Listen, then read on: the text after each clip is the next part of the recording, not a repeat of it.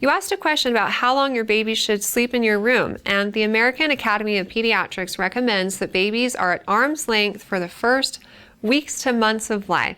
And really, the amount of time you keep them in your room depends on their health and on your comfort level. If your baby has special needs or has come home from the hospital with monitors, then I would enlist the help of your pediatrician in determining the right time to move them down the hall and further away from you. For some parents, they're comfortable with just a few weeks in their room, and for others, they want to wait a couple of months.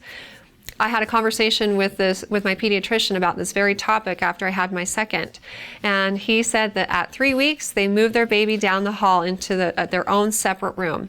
But for me, I preferred to keep my babies in our room for about 3 to 4 months until I put them down the hall, and that was just because it was convenient and comforting for me to have them close. The transition to a crib or a new room down the hall may be difficult because your baby needs to get used to new surroundings and going to sleep without help from you, but it can be done, especially at 6 months. This is a great time to sleep train your baby, and the best way to do it is to simply put her in her crib after she's been changed and loved and fed, and then just turn around and walk out of the room.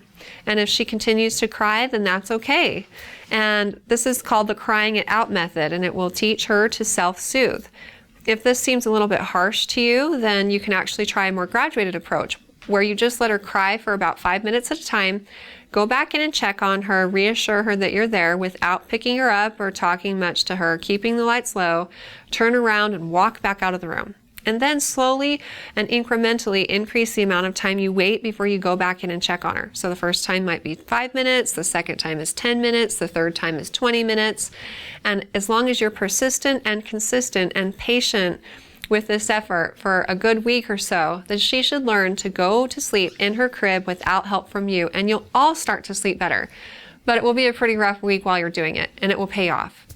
Good luck with everything, and if you have more questions for me in the future, please feel free to ask them on our Facebook page at facebook.com/Intermountain Moms, and recommend us to your friends and family too.